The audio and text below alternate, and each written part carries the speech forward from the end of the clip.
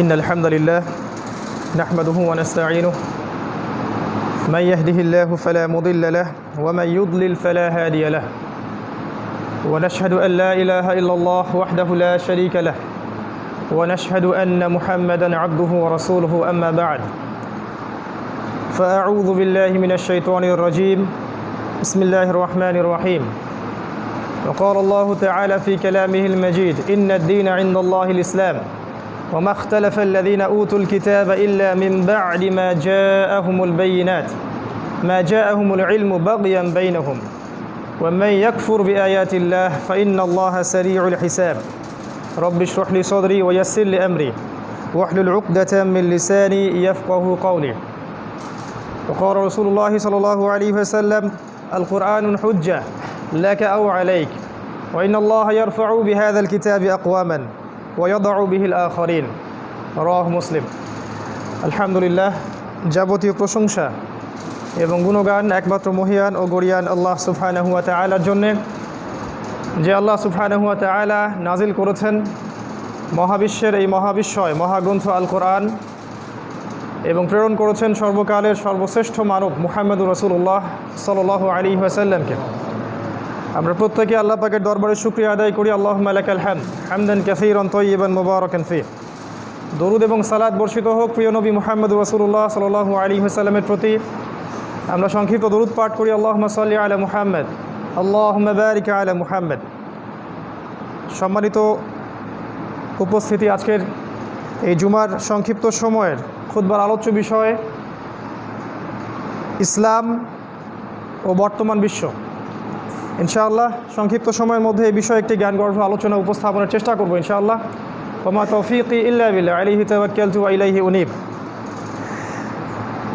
আলোচনা শুরু করতে চাচ্ছি পবিত্র কোরআনুল কারীমের সূরাতুল আল ইমরান আয়াত নম্বর 19 থেকে। আল্লাহ রাব্বুল আলামিন এই আয়াতের মধ্যে বলেছেন,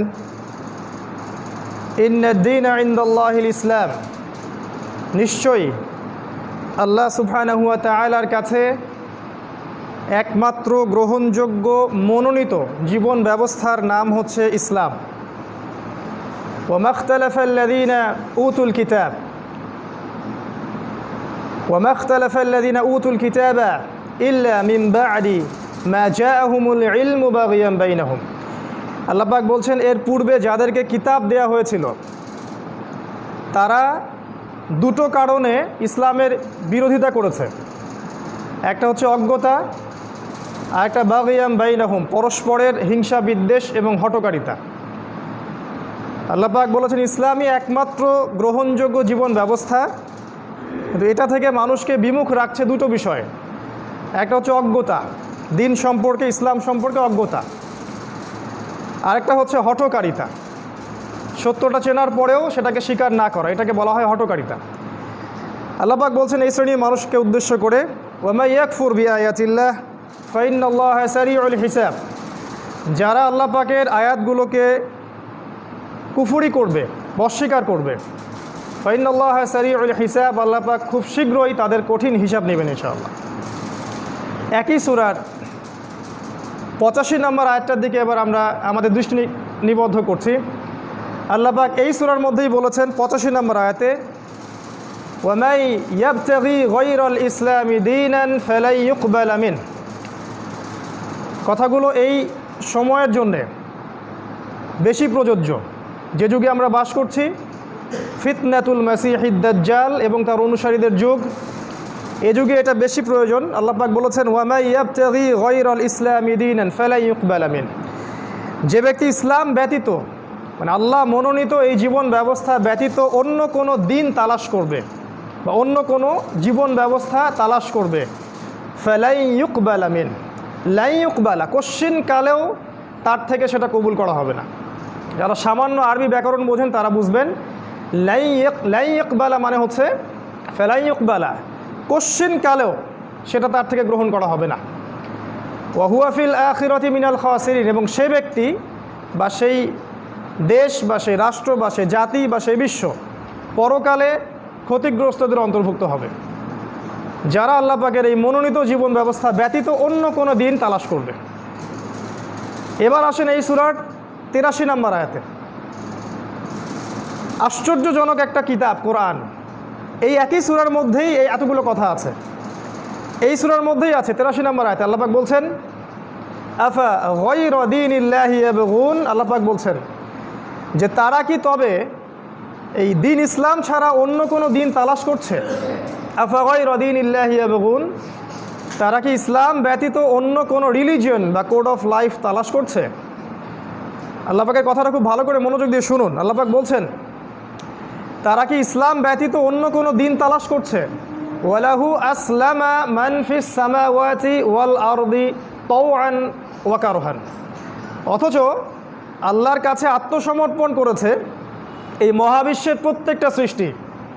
আসমান সমূহ মানে মহাবিশ্বের যত প্রাণী আছে, জীব বা জড়, সবাই আল্লাহর কাছে আত্মসমর্পণ করেছে। ওয়াল আর্দ, এবং এই পৃথিবীর সমস্ত প্রাণী মাখলুক যাদের সত্তা আছে, সৌল আছে, আত্মা আছে, বা যাদের নাই, এই জীব জড় প্রত্যেকেই আল্লাহর কাছে আত্মসমর্পণ করেছে। তাওআন আও কারহান, ইচ্ছায় হোক অথবা অনিচ্ছায় হোক, ইচ্ছায় হোক অথবা অনিচ্ছায় হোক, তারা আল্লাহর সামনে আত্মসমর্পণ করেছে। আফা গায়রা দীনিল্লাহি ইয়াবগুন, কিন্তু এই মানুষরা কি আল্লাহর দিন ব্যতীত অন্য দিন তালাশ করছে? কথা কি ভাষা, ব্যাখ্যা করার আসলে আমাদের ল্যাঙ্গুয়েজ নাই, আমি ভাষায় প্রকাশ করতে পারবো না। একই সূরায় 3টা কথা আল্লাহ বলেছেন। একমাত্র রিলিজিয়ন আল্লাহর কাছে ইসলাম, 1 নম্বর কথা। 2 নম্বর হচ্ছে ইসলাম ছাড়া অন্য কোনো রিলিজিয়ন কেউ তালাশ করলে আল্লাহ পাক কোশ্চিন কালো সেটা কবুল করবেন না। 3 নম্বর, আসমান জমিনের সব কিছু আল্লাহর সামনে আত্মসমর্পণ করেছে, করেনি শুধু মানুষ এবং জিন। একই সূরার মধ্যে আছে।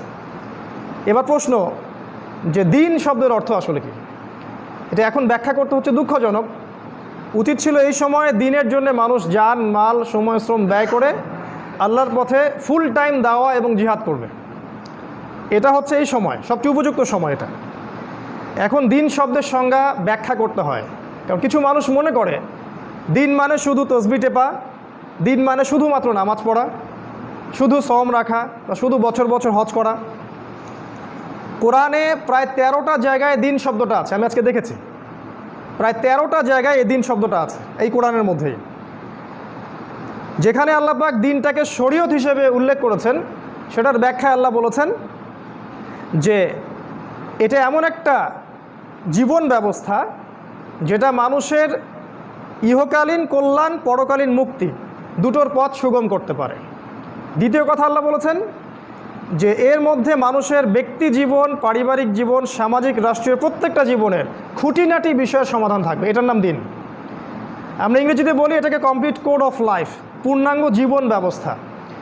জীবন ব্যবস্থা কাকে বলে? যে আদর্শের মধ্যে আমার জন্ম থেকে মৃত্যু, রান্নাঘর থেকে রাষ্ট্র, বাথরুম থেকে বিশ্ব, প্রত্যেকটা বিষয়ের খুঁটিনাটি ব্যাখ্যা আছে, এটার নাম দিন। যে ধর্মের মধ্যে এগুলোর খুঁটিনাটি ব্যাখ্যা নাই সেটাকে আমরা দিন বলি না। এজন্যই আল্লাহ পাক আগের দিনগুলোকে মানসুখ করে দিয়েছেন, রহিত করে দিয়েছেন, এবং আল্লাহ পাক কোরআন হাদিস নাজিল করে নতুনভাবে ইসলামটাকে আবারও নবায়ন করেছেন। দিনের ব্যাখ্যা এতটুকু জেনে রাখবো আমরা, এটা অর্থ শুধু ব্যক্তি জীবন না, শুধু ধর্মীয় জীবনও না, আমাদের ব্যক্তি থেকে শুরু করে বিশ্ব পর্যন্ত প্রত্যেকটা জীবনই এই দিনের অন্তর্ভুক্ত। তাওআন আও কারহান, কেউ ইচ্ছায় হোক আর অনিচ্ছায় হোক এটা স্বীকার করতে বাধ্য হবে, ইচ্ছায় হোক অথবা অনিচ্ছায়। কারণ এখন যারা ইচ্ছায় এগুলো স্বীকার করছে তারা পরকালে সফল ইনশাআল্লাহ, আর যারা স্বীকার করছে না তাদেরকে মৃত্যুর পর স্বীকার করানো হবে অনিচ্ছায়। তাওআন আও কারহান, এই হলো দিনের ব্যাখ্যা। তৃতীয় প্রশ্ন আসবে এখন যে ইসলাম, দিন ইসলাম অর্থটা আবার কি? আমরা অনেকের মুখে শুনি এখন, স্পেশালি যারা সেকুলার কনসেপ্টে বিশ্বাস করে, মানে গোড়া থেকে সেকুলার বা কমিউনিস্ট বা গোড়া ডেমোক্রেটিক, তাদের সংজ্ঞা অনুযায়ী দিন এমন একটা জিনিস যেটা মসজিদে আপনি নামাজ পড়বেন, তাসবিহ তাহলিল করবেন, জিকির আজগার করবেন, রোজা রাখবেন, হজ জাকাত দিবেন, মাশাআল্লাহ। তাদের বক্তব্য এতটুকুই দিনের অন্তর্ভুক্ত।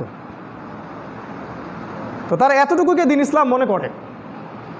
কিন্তু আপনি যদি কোরআন এবং হাদিস খুঁটে খুঁটে পড়েন তাহলে দেখবেন যে আল কোরআনে যেমন সলাতের বিধান আছে, জাকাতের বিধান আছে, সওমের বিধান আছে, হাদিসে যেমন হজ ওমরা ইত্যাদি সব খুঁটিনাটি মাসআলাগুলো আছে। অজু কেমন করে করবেন, গোসল কেমন করে করবেন, স্ত্রী সহবাস কেমন করে করবেন, খাবেন কিভাবে, বাথরুমে যাবেন কিভাবে, আপনি দেশ চালাবেন কিভাবে, সামাজিক আমাদের মূল্যায়নটা কেমন হবে, পারিবারিক মূল্যবোধ কেমন হবে, কিভাবে দেশের দুর্নীতি দূর করবেন, নৈতিকতার অবক্ষয় রোধ করবেন, প্রত্যেকটা বিষয় আপনি পাবেন কোরআন এবং হাদিসে। আল্লাহ পাক তার রাসূলের মাধ্যমে জানাচ্ছেন এই পুরো জিনিসটাই হচ্ছে দিন। ইসলামের এখানে নতুনত্বটা কি? এখানে কোনো নতুনত্ব নাই। প্রথম কথা হচ্ছে এটা, ইসলাম নতুন কোনো রিলিজন না।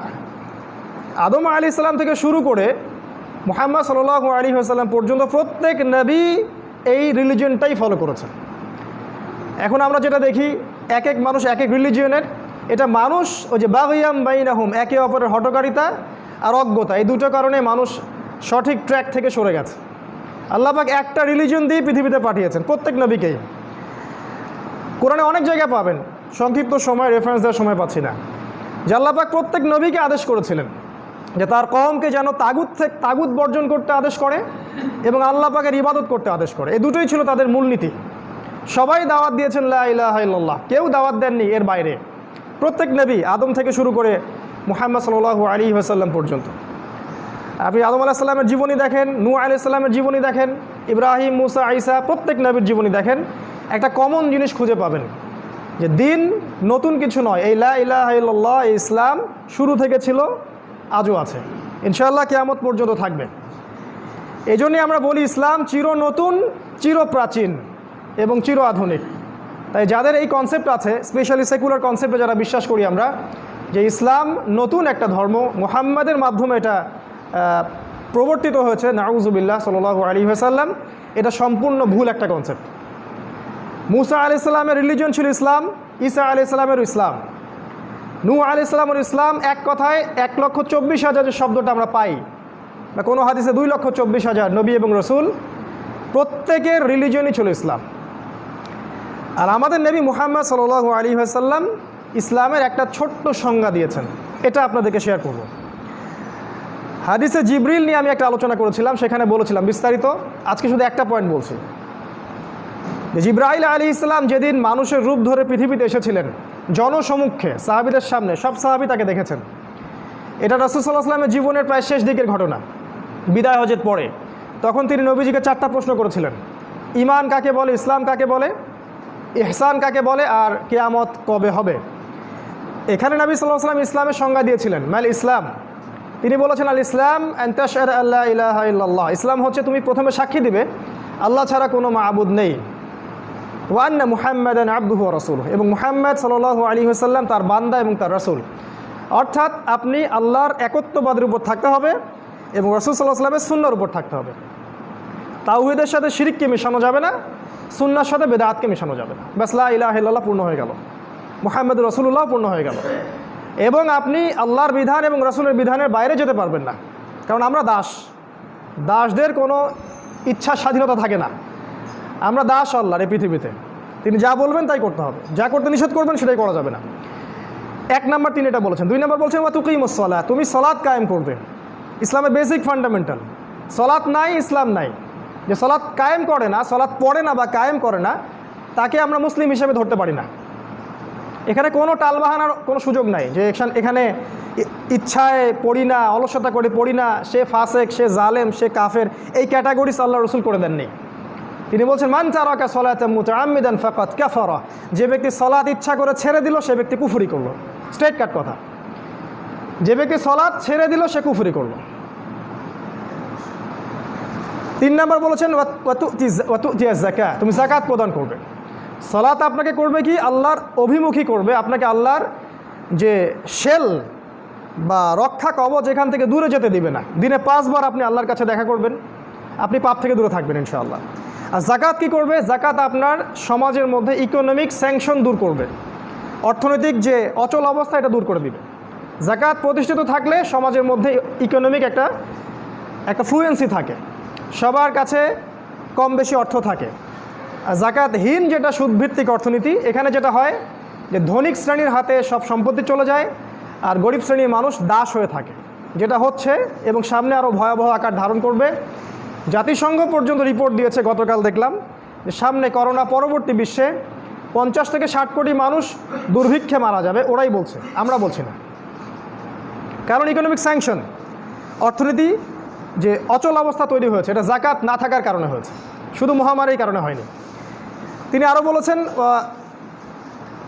তাহুজ্জুল বাইত মান ইসতাতা ইলাইহি সাবিলা, আরেকটা বলেছেন সওম রাখা রমাদান মাসে। এই হজ আপনাকে ইব্রাহিমী চেতনায় উদ্বুদ্ধ করবে এবং তাওহীদের উপর প্রতিষ্ঠিত থাকতে সাহায্য করবে। আর এই সওম আপনার আত্মশুদ্ধি দিবে, তাকওয়া অর্জনের মাধ্যম হবে। এই পাঁচটাকে রাসূল সাল্লাল্লাহু আলাইহি ওয়াসাল্লাম বলেছেন ইসলাম, তিনি এই সংজ্ঞা দিয়েছেন। এখন আমরা যে সমস্যাগুলো দেখছি সমাজের মধ্যে, ইসলামের এই যে বেসিক সংজ্ঞাটা দিলাম, যে এই পাঁচটা বেসিক ফান্ডামেন্টাল, এটা কমপ্লিট কোড অফ লাইফ, জীবনের প্রত্যেকটা বিষয়ের ব্যাখ্যা এখানে আছে। এই বিষয়টাকে কেন্দ্র করে আমাদের এই বিশ্বে, আমাদের শুধু রাষ্ট্রে না, আমাদের পুরো বিশ্বে কিছু সমস্যা সৃষ্টি হয়েছে। কিছু কিছু মানুষ এটাকে হৃদয় থেকে গ্রহণ করেছেন, কিছু কিছু মানুষ এটাকে গ্রহণ করেননি, কুফরি করেছেন। আবার কিছু মানুষ মুখে গ্রহণ করেছেন, ভিতর থেকে গ্রহণ করেননি। এই হচ্ছে বাস্তবতা। আবার কিছু মানুষ ইসলামের আংশিক অবস্থা নিয়েছেন, আংশিকটা নেননি। আবার কিছু মানুষ দেখা যাবে ইসলামের যে বিষয়গুলো নিজের স্বার্থে যায় সেগুলোকে নিয়েছেন, যেগুলো স্বার্থে যায় না সেগুলোকে নেন নাই। আল্লাহ পাক যেটা বলেছেন সেটা আয়াতটা বলে আমি অন্য প্রসঙ্গে যাচ্ছি। আল্লাহ পাক বলছেন উদখুলু ফিস সিলমি কাফা। আল্লাহ পাক বলছেন এই যে কমপ্লিট কোড অফ লাইফ তোমাদেরকে দিলাম, এখানে তোমরা প্রবেশ করো, ফিস সিলমি কাফা, পরিপূর্ণভাবে প্রবেশ করো, আংশিক প্রবেশ করো না। আল্লাহ পাক আরও বলেছেন ইসলামে প্রবেশ করো এবং তাগুতের সাথে কুফরি করো। আমাদেরকে কুফরি করতে বলেছেন। আর তাগুত কি? আল্লাহ বিরোধী যে কোনো শক্তি হচ্ছে তাগুত, ধর্মীয় ক্ষেত্রে হোক বা পলিটিক্যাল ক্ষেত্রেই হোক না কেন। এই দিনের প্রচার নবী সাল্লাল্লাহু আলাইহি ওয়াসাল্লাম করেছিলেন, প্রত্যেক নবী রাসূল করেছেন। এবং আমরা যদি আমাদের নবীর জীবনের দিকে তাকাই, আমরা দেখব যে মাত্র 23 বছরের ব্যবধানে তিনি মক্কার ওই জাহেলি সমাজটাকে পরিপূর্ণ একটা আলোকিত সমাজে পরিণত করেছেন। তাই করেননি? আমরা মক্কার দিকে তাকালে দেখব সেখানে সুদ ছিল, শিরিক ছিল, নারীর অবমাননা ছিল, জিনা ছিল, ধর্ষণ ছিল, আপনার গোত্রীয় দ্বন্দ্ব ছিল, মাদক ছিল। আপনি 23 বছর পরের মক্কার দিকে তাকাবেন, দেখবেন সেখানে কোনো শিরিক নাই, না আছে কোনো মাদক, না আছে কোনো রেপ, না কোনো জিনা, না কোনো শিরক, না গোত্রীয় হানাহানি, কিছুই নাই। এই 23 বছরে নবী সাল্লাল্লাহু আলাইহি ওয়াসাল্লামের কাছে আল্লাহ পাক এই ইসলামটাকে আবার নবায়ন করে দিলেন, ওই প্রাচীন ইসলামই, নতুন ইসলাম না। আর এবার আল্লাহ পাক যেটা দিলেন সেটা হলো কোরআন এবং সুন্নাহ। কোরআন এবং সুন্নাহ। এর আগে ছিল তাওরাত, তার আগে জাবুর, এই যে তাওরাত, জাবুর, ইনজিল, তার আগে সুহুফি মুসা ওয়া ইব্রাহিম, অনেক কিতাব ছিল, ওগুলো সব হয়ে গেল রহিত। এরপরে আসলো কোরআন এবং সুন্নাহ। এই পর্যন্ত আমরা সবাই জানি, কিন্তু সমস্যা হচ্ছে এই কোরআন এবং সুন্নাহকে পরিপূর্ণভাবে বাস্তবায়নের ক্ষেত্রে আমাদের মধ্যে ত্রুটি দেখা যায়। আমরা কেউ ব্যক্তি জীবনে মানি তো পারিবারিক জীবনে মানি না, পারিবারিক জীবনে মানি তো সামাজিক জীবনে মানি না, সামাজিক জীবনে মানি রাষ্ট্রীয় জীবনে মানি না। আর এই গডলেস ওয়ার্ল্ডের কথা তো বাদই দিলাম। এবার আসেন ইসলাম সম্পর্কে এতগুলো কথা বলার পর আমরা বিশ্বের দিকে তাকাই। ইসলামটাকে মাথার একদিকে রাখবেন আর বিশ্বটাকে এবার দেখবেন। তারপরে ইনশাল্লাহ আমরা কনক্লুড করব যে এই সিচুয়েশনে নাজাত পাবে কারা, সফল হবে কারা, সাফল্য কারা পাবে। এবার বিশ্বের দিকে তাকাই, চলেন। আমি যে বিশ্বের দিকে তাকাতে বলছি সেটা শুরু হয়েছে, আমি শুরু করছি রাসূল সাল্লাল্লাহু আলাইহি ওয়াসাল্লামের জীবনী থেকে, খুব সংক্ষিপ্ত সময়। আপনারা যদি দেখেন রাসূলুল্লাহ সাল্লাল্লাহু আলাইহি ওয়াসাল্লাম যখন জীবিত ছিলেন তিনি ইসলামিক খেলাফা কায়েম করে দিয়েই গেছেন, তাই নয় কি? রাসূল সাল্লাল্লাহু আলাইহি ওয়াসাল্লাম ইসলামিক খেলাফা কায়েম করে দিয়ে গেছেন, ইসলামিক লজ, বেসিক প্রত্যেকটা ফান্ডামেন্টাল সমাজে বাস্তবায়ন করে দিয়ে গেছেন। তারপর আবু বকর সিদ্দিক কি সেখান থেকে সরে গেছিলেন? সেই ট্র্যাক থেকে কি তিনি সরে গিয়েছিলেন? উসমান রাদিয়াল্লাহু আনহু বা ওমর ইবনুল খাত্তাব বা আলী, কোনো খলিফাই এই ট্র্যাক থেকে সরে যান নাই। তারা সেই খেলাফার ভিত্তিটা শক্ত করে ধরে রেখেছিলেন।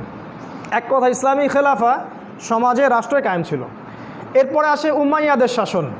উমাইয়াদের শাসনের মধ্যে যেটা দেখা যায় যে সমাজের মধ্যে অনেক দুর্নীতি, করাপশন চলে আসে এবং কিছু দুনিয়া পূজা চলে আসে, কিন্তু তারপরেও তার ইসলামিক শেলের মধ্যে ছিল, খেলাফা ছিল।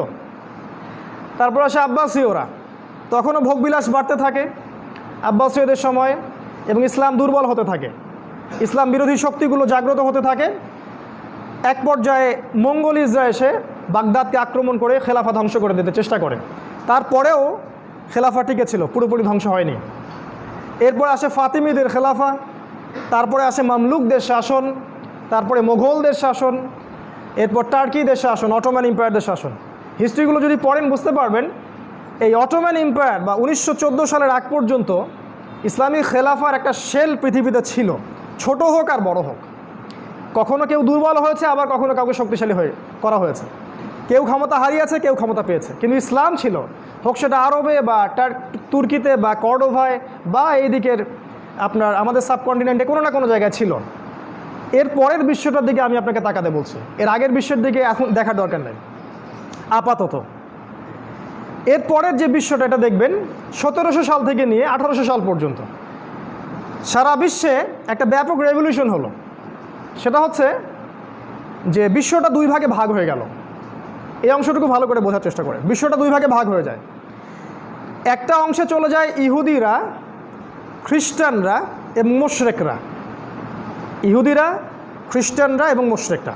আরেকটা অংশে চলে আসে মুসলিমরা। এই দুইটা ভাগে বিশ্বটা ভাগ হয়ে যায়। এবার ইহুদি, খ্রিস্টান, মুশরিকদের মধ্যে আবার দুইটা গ্রুপ হয়ে যায়।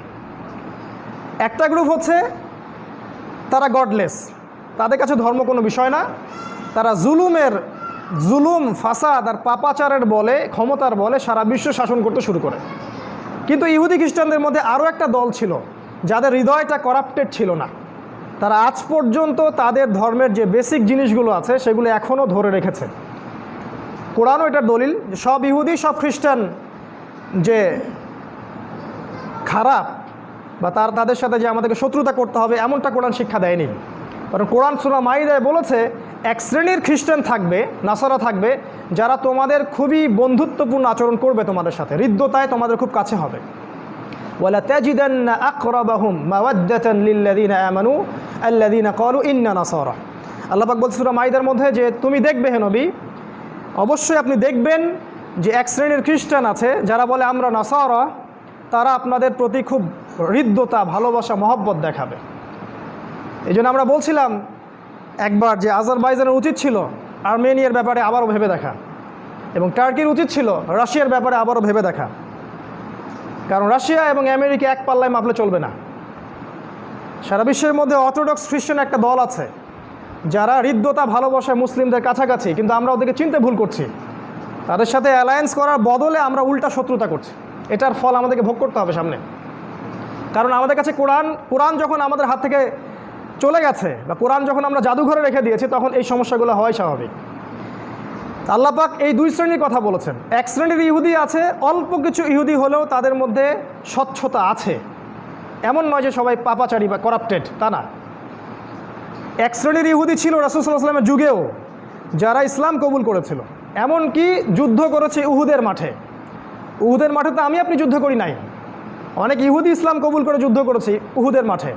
আব্দুল্লাহ বিন সালাম রাদিয়াল্লাহু আনহু, ইহুদির বড় পণ্ডিত, তিনি রাসূল সাল্লাল্লাহু আলাইহি ওয়াসাল্লামকে চিনতে পেরেছেন, তাকে প্রোটেক্ট করেছেন এবং তাকে ওই মদিনার মধ্যে তার যে দলিল সেটাকে প্রমাণ করেছেন আব্দুল্লাহ বিন সালাম। কারণ নবীজি তো পড়তে জানতেন না, লিখতে জানতেন না। তিনি তাওরাত থেকে বের করে দেখাচ্ছিলেন যে ইনি শেষ নবী, ইনি আসল নবী, তোমরা এর আনুগত্য করো। তাই সব ইহুদি খারাপ এটা বলা ঠিক না, আবার সব খ্রিস্টান খারাপ না। কারণ রাসূল সাল্লাল্লাহু আলাইহি ওয়াসাল্লামের যুগেও দেখবেন আপনি কিছু নাসারা ছিলেন যারা ইসলামের পক্ষে কাজ করেছেন। আবিসিনিয়ার ওই রাজা বাদশাহ নাজাশির কথা আপনারা জানেন, যিনি জাফর বিন আবু তালেব রাদিয়াল্লাহু আনহু নেতৃত্বে বিশাল একটা মুসলিম কমিউনিটিকে আশ্রয় দিয়েছিলেন। তারা রেফিউজি ছিলেন, আমরা ছিলাম রেফিউজি তখন, তারা আমাদেরকে আশ্রয় দিয়েছিল। ইতিহাস ভুলে গেছে আজকে মানুষ। সেই আবিসিনি ইথিওপিয়ার কথা বলছি, এখন ওই জায়গাটার নাম ইরিত্রিয়া। এই বাদশাহ নাজাশি যখন ইন্তেকাল করেন, আমাদের নবী মুহাম্মদ সাল্লাল্লাহু আলাইহি ওয়াসাল্লাম তার জানাজার নামাজ পড়েছেন, গায়েবানা জানাজার নামাজ। কি মনে করছেন আপনি? তাই যুগে যুগে এরকম শ্রেণীর ইহুদি খ্রিস্টান কিছু থাকবে, কিছু আছে, অল্প কিছু হলো। আল্লাহ পাক বলেছেন তাদের সংখ্যা অল্প কিন্তু আছে। এর উল্টা দিকে বিশাল জনশক্তির একটা ইহুদি খ্রিস্টান মিত্র আছে, এদেরকে আমরা বলি জায়নিজম বা জায়নিস্ট অ্যালায়েন্স। এরা মূলত সারা বিশ্বের শত্রু, শুধু ইসলামের শত্রু না, এরা সারা বিশ্বের ধার্মিকদের শত্রু। আপনি যদি ধর্ম পালন করেন, আপনি হোক হিন্দু হন বা খ্রিস্টান হন বা বৌদ্ধ হন বা মুসলিম হন, ওরা ধর্মের শত্রু। কারণ ওরা চায় যে পুরো মানব জাতি অন্য একটা শক্তির ইবাদত করুক, সেই শক্তির নাম হচ্ছে মাসিহুদ দাজ্জাল। কারণ তারা দাজ্জালের জন্য অপেক্ষা করছে। তারা বলছে যে এই হচ্ছে আমাদের মাসিহ যে সামনে আসতে যাচ্ছে, এবং তাদের পুরো যে এজেন্ডা, প্রোপাগান্ডা, এটা পুরো স্পষ্ট করে দিয়েছে তারা জগতের সামনে। তারা গডলেস, তারা রিলিজিয়নের শত্রু, সত্যের শত্রু, এবং এরা জুলুম, পাপাচার, ফাসাদ এবং ক্ষমতার দাপটে সারা বিশ্ব শোষণ করে বেড়াচ্ছে। এটা হচ্ছে বড় মেজর শ্রেণী ইহুদি খ্রিস্টান অ্যালায়েন্স, যাদেরকে আমরা বলি জায়নিস্ট মুভমেন্ট। এদের লিডার হচ্ছে ইসরায়েল, এদের মূল লিডার হচ্ছে ইসরায়েল, যার বিরুদ্ধে মুসলিমদের কোনো এখন ইনিশিয়েটিভ নাই, বরং তার সাথে হাত মিলাচ্ছে সবাই। এই গাদ্দারদেরকে আমরাও ক্ষমা করবো না, আল্লাহ পাক যেন এদেরকে মাফ না করেন, আল্লাহ পাক কবুল করুন দোয়া। যারা ইসরায়েলের সাথে হাত মিলিয়েছে, এই গাদ্দার, এরা হচ্ছে উম্মার সবচেয়ে বড় গাদ্দার। হোক সেটা আহলে সৌদ, হোক সেটা আরব আমিরাত বা দুবাই বা যে কেউ। আল্লাহ রাব্বুল আলামিন বলেছেন, আমি মনে করি দিই আয়াতগুলো একটু। আল্লাহ পাক সূরা বাকারার মধ্যে বলেছেন যে ওয়ালান তারদা আনকাল ইয়াহুদ ওয়ান নাসারা হাত্তা তাত্তাবিআ মিল্লাতাহুম। হে নবী, ইহুদি এবং খ্রিস্টানদের এই অ্যালায়েন্সটা, যারা ইসলামের দুশমন, তারা কোশ্চিন কালেও আপনার প্রতি সন্তুষ্ট হবে না যতক্ষণ না আপনি ওদের মিল্লাত গ্রহণ করছেন। ওয়ামান আসদাকু মিনাল্লাহি হাদিসা। আল্লাহর চেয়ে আর সত্য কথা কে বলতে পারেন বলেন না? কিছু মানুষ ইন্টারফেইথের কথা বলে এখন এদের সাথে। আল্লাহ সত্য না, এরা সত্য।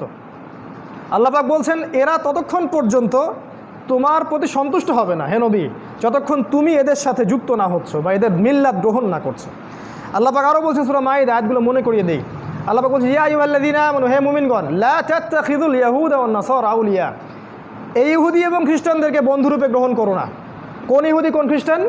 বা'দুহুম আউলিয়া বা'দ, যারা একে অপরের বন্ধু। এই জায়নিস্ট মুভমেন্ট, যারা একে অপরের বন্ধু। ওই ইহুদি ওই খ্রিস্টান নয় যারা আমাদেরকে আশ্রয় দিয়েছিল আবিসিনে, তারা নয়। সেই ইহুদি সেই খ্রিস্টান যারা একে অপরের বন্ধু, জায়নিস্ট মুভমেন্ট। কারণ আল্লাহ পাক বলছেন ওয়া মান ইয়াতাওয়াল্লাহুম মিনকুম ফাইন্নাহু মিনহুম। তোমাদের মধ্যে যদি কেউ ওদের সাথে হাত মিলায়, সে এই উম্মতের কেউ না, সে তাদের অন্তর্ভুক্ত। এটা আল্লাহর কথা। তাই যারা এদের সাথে হাত মিলাচ্ছে, অ্যালায়েন্স করছে, তারা আমাদের উম্মার কেউ না। সে যেই হোক না কেন, হোক সে মুসলিম বা মুনাফেক বা অমুক আরব রাষ্ট্রের নেতা বা যে কেউ, তুমি আমাদের উম্মতের কেউ না। তোমাকে আমরা কিয়ামতের মাঠে দেখে নিব ইনশাল্লাহ। এই পুরো গাদ্দারির হিসাব আল্লাহর কাছে দিতে হবে, উম্মার সাথে গাদ্দারি। আরও বলেছেন আল্লাহ পাক, এখানে দুইটা শ্রেণী পেলেন, ইহুদি এবং খ্রিস্টান যারা একে অপরের সাথে বন্ধুত্ব করেছে। আর একটা শ্রেণীর কথা আল্লাহ পাক বলেছেন যে সূরা মাইদার মধ্যেই আছে, হে নবী, লাতাজিদান্না আশাদ্দান নাস আদাওয়াতাল লিল্লাযীনা আমানু আল ইয়াহুদ ওয়াল্লাযীনা আশরাকু। এবার দেখেন আল্লাহ পাক বলছেন, হে নবী, আপনি দেখবেন মুমিনদের সাথে সবচেয়ে কঠিন শত্রুতা পোষণ করে দুই শ্রেণীর মানুষ। কোরআনেই আছে দুই শ্রেণীর মানুষ। এক শ্রেণী হচ্ছে আল ইয়াহুদ, ওই ইহুদি যারা জায়নিস্ট মুভমেন্টের সাথে জড়িত, এবং দ্বিতীয় হচ্ছে আল্লাযীনা আশরাকু, যারা শিরক করে, মুশরিক। এই জন্যই দেখবেন নেতানিয়াহু মোদিকে ডাকে, এমনি ডাকে না। কোরআন আমাদের সামনে সব বলে দিয়েছে, কিন্তু আমরা কোরআনিক পররাষ্ট্রনীতি বাদ দিয়ে অন্য জায়গা থেকে হেদায়েত নিচ্ছি। কোরআন বলেছে আমাদেরকে এরা তোমাদের প্রতি সবচেয়ে কঠোর, আমরা ওদের সাথে অ্যালায়েন্স করতে চাই, আমরা বলি বন্ধু রাষ্ট্র, আমরা এইসব কথা বলি। আল্লাহ পাক বলছেন এই ইহুদি এবং এই মুশরিকরা তোমাদের সবচেয়ে বড় শত্রু। এই আয়াতে আল্লাহ পাক বলেছেন যে কিছু নাসারাকে তোমরা পাবে যারা ভালোবাসা, হৃদ্যতা তোমাদের কাছাকাছি হবে। কারণ ওদের সাথে, ওই নাসারাদের মধ্যে কিছু পাদ্রী দরবেশ টাইপের মানুষ আছে যারা এই দুনিয়াবি ফাসাদ থেকে বৈরাগ্যতা অবলম্বন করেছে। রুহবান, আহবার বলা হয় এদেরকে। এখানে আপনি ওয়ার্ল্ড পলিটিক্স বুঝতে পারছেন, জিও পলিটিক্স, যে এই পুরো বিশ্বের মধ্যে সবচেয়ে শক্তিশালী এখন অ্যালায়েন্সটা হচ্ছে জায়নিস্ট মুভমেন্ট। কোন জায়নিস্ট? যারা সেই সব ইহুদি এবং সেই সব খ্রিস্টান যারা একে অপরের বন্ধু, যারা প্রকাশ্য ইসলাম এবং সত্যের বিরোধিতা করছে, ধর্মের বিরোধিতা করছে, এবং সারা বিশ্বকে তারা জুলুম, পাপাচার, ফাসাদ এবং অন্যান্য যে অস্ত্রগুলো আছে এগুলো দিয়ে শোষণ করার চেষ্টা করছে। They want to rule the world. তারা এই ওয়ার্ল্ডটাকে শাসন করতে চায় অন বিহাফ অফ দাজ্জালের পক্ষ থেকে। কেন বললাম? কারণ এরাই জেরুজালেম মুক্ত করেছে ইহুদিদের জন্যে 1914-এ। এরাই জেরুজালেমকে উন্মুক্ত করে ইহুদিদেরকে আসার জায়গা করে দিয়েছে। এরাই প্রথম বিশ্বযুদ্ধ লাগিয়েছে। এরাই দ্বিতীয় বিশ্বযুদ্ধের পর ইহুদি রাষ্ট্র গঠন করে দিয়েছে। এরাই জেরুজালেমকে রাজধানী ঘোষণা করলো। এখনও আপনি অপেক্ষা করছেন কবে মাসিহুদ দাজ্জাল আসবে? এই জন্যে সবাই অলরেডি সেখানে প্ল্যান, ওদের মঞ্চ প্রস্তুত। শেষ পেরেকটা খালি কফিনে ঠোকানো বাকি আছে, সেটা হচ্ছে মালহামা, সামনে যেটা আসছে। এই বিশ্বের অবস্থা। এখানে আপনি দেখবেন ইহুদি খ্রিস্টানদের মধ্যে এভাবে দলাদলি হয়ে গেছে, দুইটা দল মেজর। একদল তারা জুলুম এর বলে বিশ্ব শাসন করছে, আর একদল অল্প কিছু মানুষ আছে তাদের মধ্যে যারা হৃদ্যতা ভালোবাসায় মুসলিমদের কাছাকাছি হবে।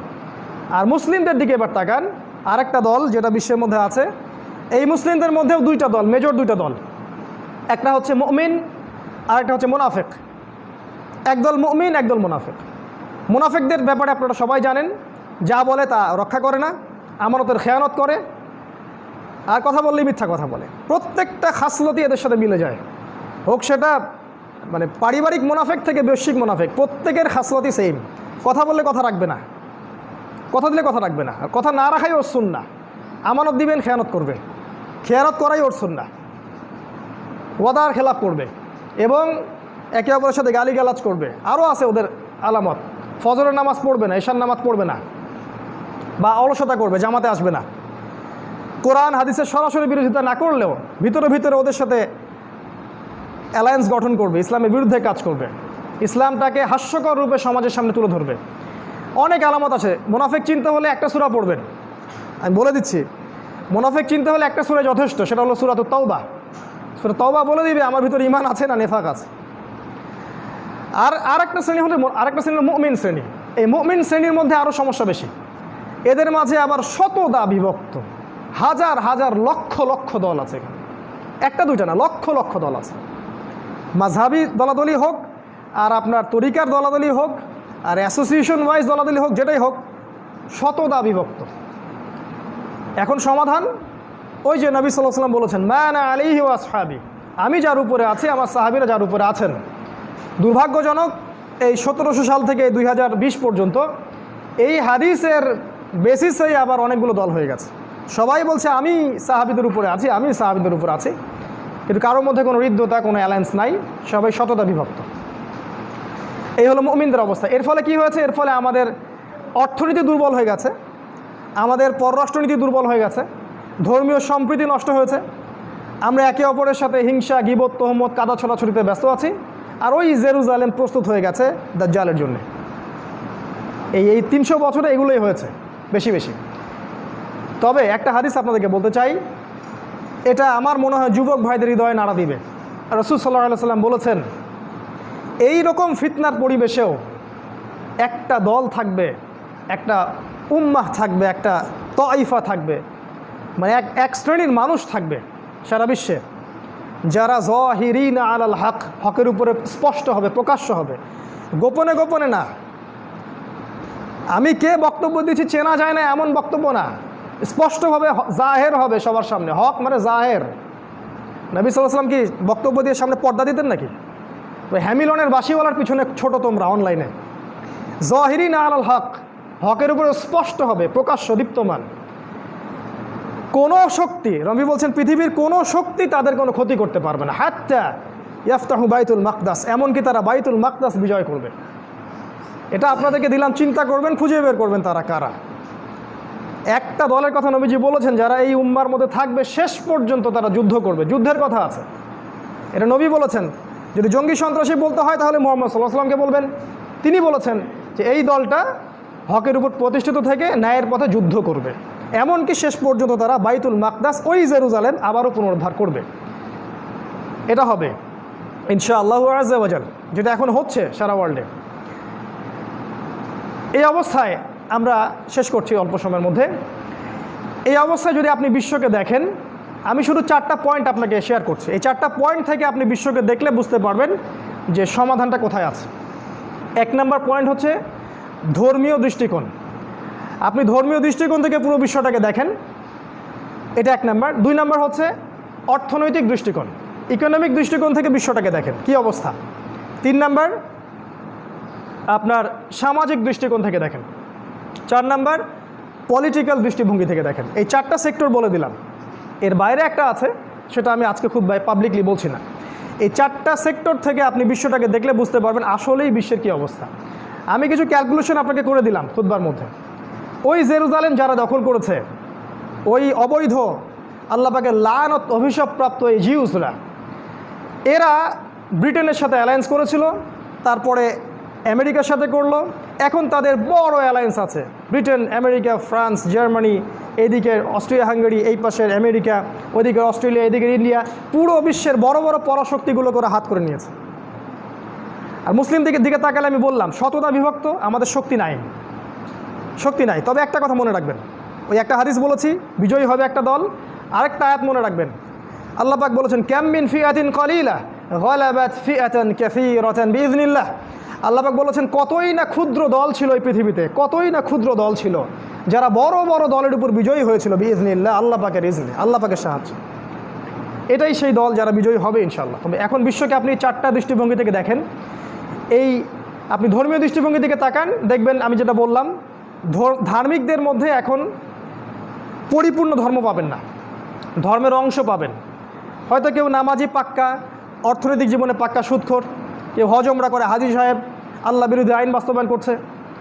কাউকে দেখবেন যে মাশাআল্লাহ তসবির দানা নিয়ে ওই কোনায় বসে আছে, বোনকে সম্পত্তি দেয় না, সামাজিক মূল্যবোধ ভালো না, চরিত্র ভালো না।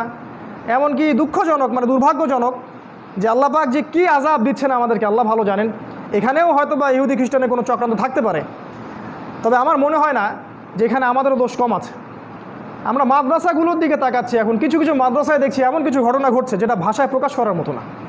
মানে ধার্মিকদের যে নৈতিক অবক্ষয়, এটা যে কোন জায়গায় চলে গেছে, মানে ধর্মটাকে আমরা আসলে সেইভাবে পালন করতে পারছি না।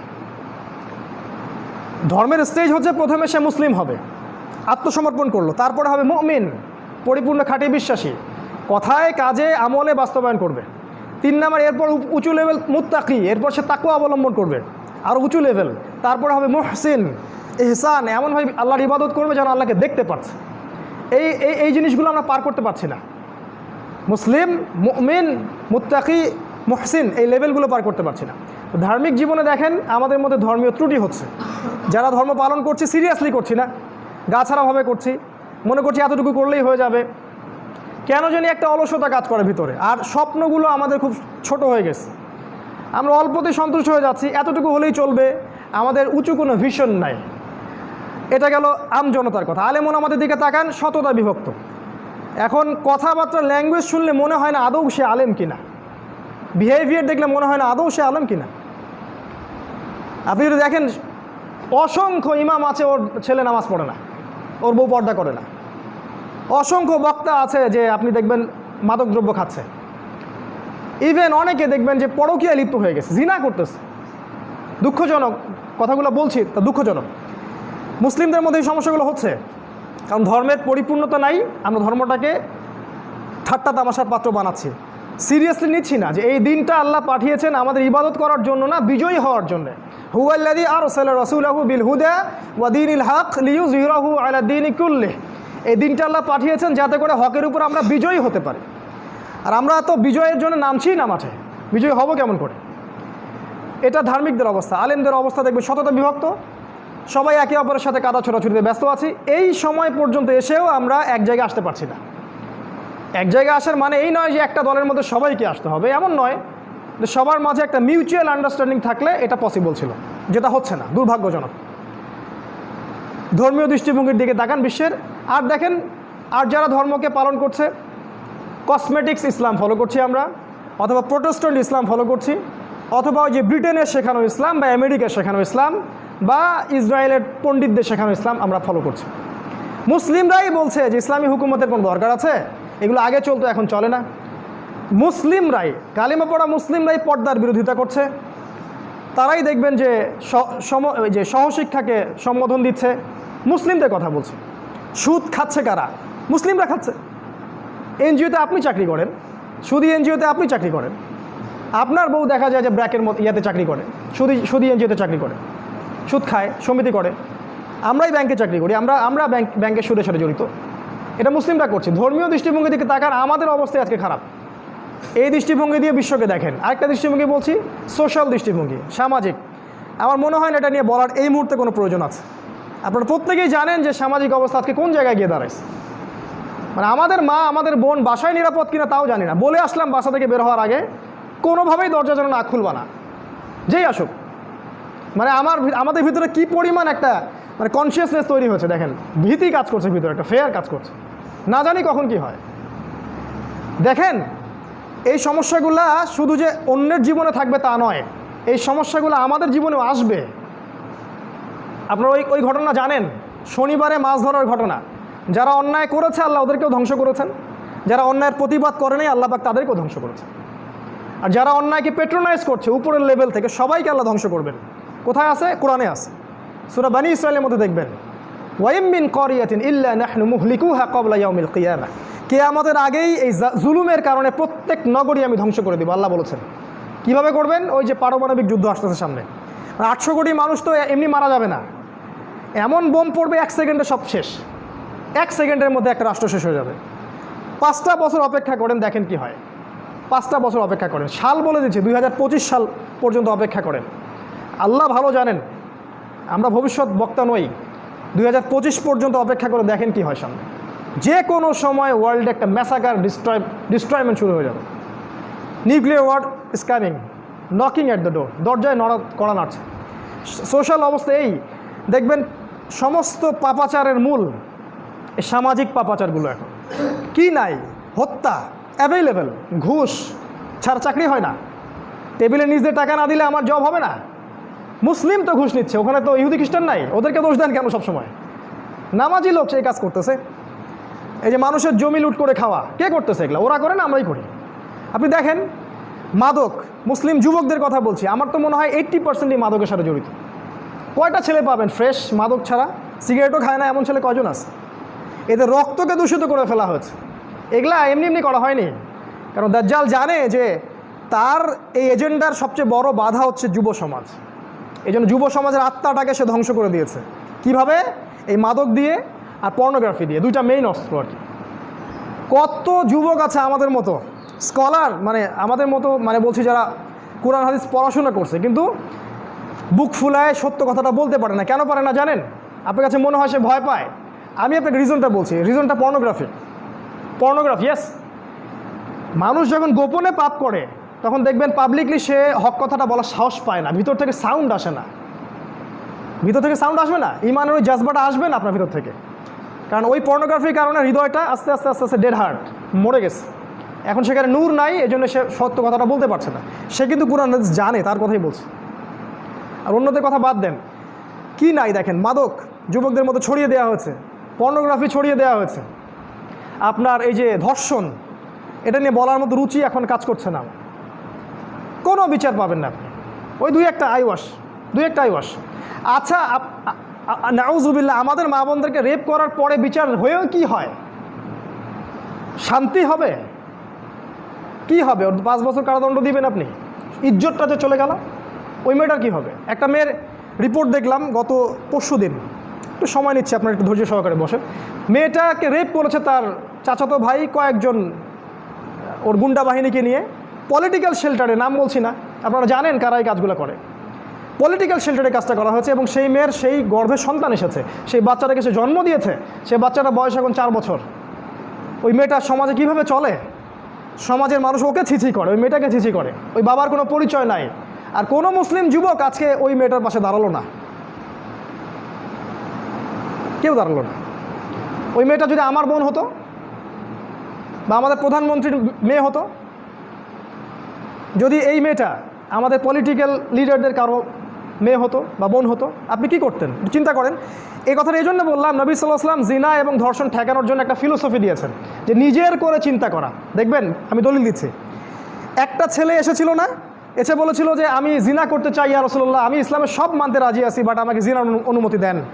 নবীজি কি বলেছেন? তার উপর রাগ হন নাই। নবীজি বলেছেন, তোমার মায়ের সাথে কেউ জিনা করলে তুমি কি তা পছন্দ করবে? কি নেতা, কি রকম ইন্টেলেকচুয়াল নেতা দেখেন। তোমার বোনের সাথে করলে কি পছন্দ করবে বাবা? তোমার ফুপুর সাথে, তোমার খালার সাথে, তোমার মেয়ের সাথে। ছেলেটার ভিতরটা কিন্তু একদম মানে আবেগে সে আর আপ্লুত হয়ে থাকতে পারলো না, ঝরঝর করে কাঁদতে থাকলো, ইয়া রাসূলুল্লাহ, আমি তো এটা কখনো পছন্দ করবো না। তখন তিনি বললেন, যার সাথে তুমি এটা করতে চাচ্ছ অবৈধ কাজ, সেও কারো না কারো বোন, কারো না কারো মা, কারো না কারো ফুফু, কারো না কারো খালা। হাদিসটা দেখেন, বুখারীতে আছে না? নিজের করে চিন্তা করবেন না, আইন বাস্তবায়নও করতে পারবেন না আপনি। যখন মনে করবেন এই দেশের প্রত্যেকটা ধর্ষিতা বোন আমার মা, আমার স্ত্রী, আমার দেশ আজকে ধর্ষিত, তখন আপনি আইন পাশ করতে পারবেন। আর পাশ করলেই হয় না, এটার সঠিক বাস্তবায়ন থাকতে হয়। একটা কথা আছে না, স্বাধীনতা অর্জন হচ্ছে রক্ষা করা কঠিন। আইন পাশ করলেই সব হয় না, এটাকে বাস্তবায়ন করার মতো সেই ঈমান তাকওয়াবান জনসমষ্টি গড়ে তুলতে হবে। আরেকটা বিষয় হলো যে জনগণ যখন খারাপ হয় তখন শাসকদেরও করার কিছু থাকে না। সমস্যাটা শুধু শাসক বর্গের মধ্যে নেই, এটা আমাদের সমস্যা। আমাদের নবীজি যখন হুদুদ কেসাস এগুলো কায়েম করেছেন, তার আগে সাহাবীদেরকে তৈরি করেছিলেন। এমনভাবে তৈরি করেছেন, একটা সাহাবী যদি জেনা করেন, এসে নবীজির কাছে বলেছেন যে ইয়া রাসূলুল্লাহ, আমি জেনা করেছি, আমাকে পবিত্র করেন। একটা ছেলে কি আমাদের এখানে এই কথাটা বলতে পারবে? কারণ এই তাকওয়া আমরা তাকে ট্রেন্ড আপ করিনি। আপনি ইসলাম তুলে দিয়েছেন শিক্ষা ব্যবস্থা থেকে, রাষ্ট্র থেকে, সংবিধান থেকে, আপনার এডুকেশন সিস্টেম থেকে, ইকোনমিক সিস্টেম থেকে। আপনি কেমন করে আশা করছেন যে একটা পুণ্যবান, একটা আলোকিত প্রজন্ম গড়ে উঠবে? এরা তো পর্নোগ্রাফিতে থাকবেই, মাদক খাবেই, ধর্ষণ করবেই, রেপ করবেই। কোনো আধ্যাত্মিকত্ব নাই, কোনো আইনের শাসনও নাই, এবং ইসলামী হুকুমতগুলো নাই। দ্যাট ইজ ওয়াই প্রবলেমগুলো হচ্ছে। আর এগুলো আস্তে আস্তে আরও বাড়তে থাকবে, কারণ নবীজি বলেছেন সামনে মানুষ গবাদি পশুর সাথে জেনা করবে। আমি যে মিম্বরে দাঁড়িয়ে কথাটা বললাম, কথাটা মনে রাখেন, সামনে মানুষ গবাদি পশুর সাথে জিনা করবে, এটা হাদিস আছে। এত বেশি বাড়তে থাকবে এই সমস্যাগুলা, হাত্তা যতক্ষণ পর্যন্ত না আবারও ইসলামী খেলাফা বাস্তবায়ন হয়, তার আগ পর্যন্ত। এবং কিছু হাদিস আছে, আমি সনদগত থেকে দুর্বল জন্য সবসময় বলি না, এমনভাবে এসেছে হাদিসগুলো যে এমন ইনসাফ, এমন ন্যায় কায়েম হবে সেই খেলাফতে, যে অন্যায় করার সাথে সাথেই দেন কোর্ট বসায় তার বিচার করে ফেলা হবে। এরকম একটা সময় আসতে যাচ্ছে সামনে, শুধু অপেক্ষা করতে থাকেন, কিচ্ছু করতে পারবে না তারা। এটা আসতে যাচ্ছে সামনে, কেউ ঠেকাতে পারবে না। আপনি সামাজিক দৃষ্টিভঙ্গির দিকে তাকান, খালি হত্যা, খুন, ধর্ষণ, ফাসাদ এগুলো দেখতে পারবেন। কারণ ওই যে আমি প্রথমে বলেছি, ইন্না দীন ইনদাল্লাহিল ইসলাম, এই আয়াত থেকে আমরা সরে এসেছি। উদখুলু ফিস-সিলমি কাফা, ইসলামে পরিপূর্ণভাবে প্রবেশ করি নাই। ইসলাম ছাড়া অন্য দিন তালাশ করছি, অন্য রিলিজন তালাশ করছি, অন্য জায়গায় আদর্শ তালাশ করছি। আল্লাহ পাক এগুলোর ফল আমাদেরকে ভোগ করাচ্ছেন। আর দুইটা পয়েন্ট বলে শেষ করছি। একটা হচ্ছে, আপনাকে অর্থনৈতিক দৃষ্টিভঙ্গি দিয়ে বিশ্বকে দেখতে হবে। সারা বিশ্বের দিকে তাকায় দেখেন, ইকোনমিক স্লেভারি চাপিয়ে দেওয়া হচ্ছে, অর্থনৈতিক দাসত্ব। এর মূল বিষয়টা হচ্ছে সুদ। আমি বহুদিন বলেছি, এটা মায়ের সাথে জেনা করা, এটা 36টা মেয়েকে রেপ করা। সুদ মানে আল্লাহ এবং তার রাসূলের সাথে যুদ্ধ ঘোষণা করা। কথাগুলো আমাদের ইন্টারনাল হার্টের মধ্যে আঘাত আর করে না, কারণ আমাদের হার্টগুলো মারা গেছে, আমাদের নফসগুলো মারা গেছে। ইন্না লিল্লাহ ওয়া ইন্না ইলাইহি রাজিউন। রিবা সারা বিশ্বকে শোষণ করছে রিবা। এর ফলে যেটা হবে, বিশ্বের একটা বড় অংশ আস্তে আস্তে দাস হয়ে যাবে কয়দিন পর। দাস প্রথা আবারও আসতেছে সামনে, এবং আপনি এবার হবেন ইকোনমিক স্লেভ, অর্থনৈতিক দাস। শুধু ওই গলায় রশি দেওয়া দাস না, ইকোনমিক স্লেভ, অর্থনৈতিক দাস। একটা সময় ছিল, আপনারা জানেন সবাই, যে আমাদেরকে জিজিয়া দিত যারা, আজকে ওরা আমাদেরকে লোন দেয়, আমরা ওদের লোনে রাষ্ট্র চালাই। একসময় এরা আমাদেরকে ট্যাক্স দিত, জিজিয়া দিত। যখন খিলাফা ছিল তখন ওরা আমাদের প্রোটেকশনে থাকতো, আমাদেরকে জিজিয়া দিত।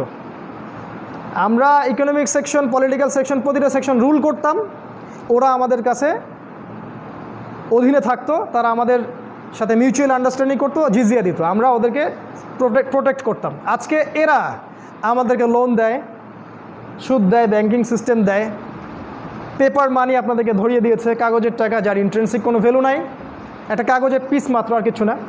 সামনে আপনাকে যেটা করতে হবে, কাগজের টাকা আপনি দেয়ালে ওয়ালপেপার করে ঝুলিয়ে রাখবেন, কারণ এই কাগজের টাকা ইজ গোয়িং টু ডিস্ট্রয়, এটা শেষ হতে যাচ্ছে। সামনে আসবে আপনি ইলেকট্রনিক মানি, সব ইলেকট্রনিক মানি। আপনি খালি পাঠাবেন, টাকা ধরতেও পারবেন না, পকেটেও রাখতে পারবেন না, দেখতেও পারবেন না। কখনো প্রশ্ন করে না কোনো আলেম বা আমাদের যারা শায়েখুল হাদিসরা আছেন, ওলামায়ে কেরাম, মুফতিরা আছেন, যে ইজ দিস হালাল অর হারাম? এই যে প্রতারণা সারা বিশ্বে চলছে, অর্থনৈতিক প্রতারণা, এই কাগজের টাকা এবং এই ইলেকট্রনিক মানি দিয়ে আর সোনা রূপাটাকে তুলে দিয়ে পুরো মুসলিম বিশ্বের অর্থনীতির যে আপনার কি বলবো, আসল যেগুলো থাকে, আসল সুদ ছাড়া আসল যেটা, এই টাকাগুলো তারা তাদের সম্পদগুলো বাজেয়াপ্ত করে ফেলছে। এই কাজটা করতো পৃথিবীতে একটা সম্প্রদায়, যাদেরকে আল্লাহ পাক ভূমিকম্প দিয়ে ধ্বংস করেছিলেন, শুআইব আলাইহিস সালামের কওম। এদেরকেও আল্লাহ ভূমিকম্প দিয়ে ধ্বংস করবেন ইনশাআল্লাহ, কারণ আল্লাহ পাক বলেছেন সামনে 3টা ভূমিকম্প আসতে যাচ্ছে, একটা আরবে, একটা পূর্বে, একটা পশ্চিমে। পশ্চিমা বিশ্ব ধ্বংস হয়ে যাবে, ডিস্ট্রয়, সময়ের ব্যাপার মাত্র। এগুলো ইকোনমিক দৃষ্টিভঙ্গি দিয়ে তাকান, দেখবেন রিবা, ঘুষ, এই বোগাস পেপার মানি, হারাম ইলেকট্রনিক মানি, এবং দেখবেন ইকোনমিক স্যাংশন, অর্থনৈতিক স্যাংশন চাপিয়ে দিবে। আপনি কোরআন সুন্নাহ হকের উপর থাকতে চাইবেন, ইভেন এখন যদি আপনারা সবাই রাষ্ট্র ক্ষমতা চলে যান এবং ইসলাম কায়েম করতে চান, আপনার ইকোনমিক স্যাংশন তারা ধস নামিয়ে দিবে, একেবারে টাকার মান কমিয়ে দিবে। আপনার সম্পদ তারা বাজেয়াপ্ত করে নেবে, সব কিছু ওদের হাতে। ওদের হাতে ন্যাটো, ওদের হাতে ইউনাইটেড নেশনস, ওদের হাতে জাতিসংঘ, ওদের হাতে IMF, every single sector, CIA, BBC, CNN, media, প্রযুক্তি, অস্ত্র, সব ওদের হাতে। এই অবস্থা সৃষ্টির জন্য কে দায়ী? আপনি, আমি সহ প্রত্যেক মুসলিম দায়ী, প্রত্যেকটা ইন্ডিভিজুয়ালের জন্য দায়ী। আমি দায়ী, আপনি দায়ী, আমরা প্রত্যেক প্রোটেস্ট্যান্ট এই কসমেটিক্স ইসলাম যারা ফলো করি আমরা প্রত্যেকেই দায়ী, এবং প্রত্যেককে হিসাব দিতে হবে, আমাকে সহ। উম্মার এই অবস্থা হলো কেন আল্লাহ পাক জিজ্ঞাসা করবেন, এবং হাউজে কাউসারে নবী সাল্লাল্লাহু আলাইহি ওয়াসাল্লাম আটকে দিবেন আমাদেরকে। তোমাদের হাতে আমানত দিয়ে এসেছিলাম, কি করলাম? একটা মানুষের বাবাকে যদি কেউ গালি দেয় তার একদম ভিতরে গা জ্বলে যায়, রক্ত গরম হয়ে যায়। দিব্যি ইসলামকে ছোট করা হচ্ছে, ইসলামকে ডমিনেট করা হচ্ছে, ইসলামকে একদম মানে কি বলবো, মানে পায়ের তলে ফেলে পিষ্ট করা হচ্ছে। কারো কোনো রকম চেতনা জাগ্রত হয় না। সবাই আমরা দুনিয়া নিয়ে ব্যস্ত আছি, আমাদের খাওয়া, আমাদের ভোগবিলাস, আমাদের এই ফেরকাবাজি, আমাদের এগুলো নিয়ে ব্যস্ত আছে। হালুয়া রুটি খাও, সেমাই খাও, আর ঘরে যায় ঘুমাও।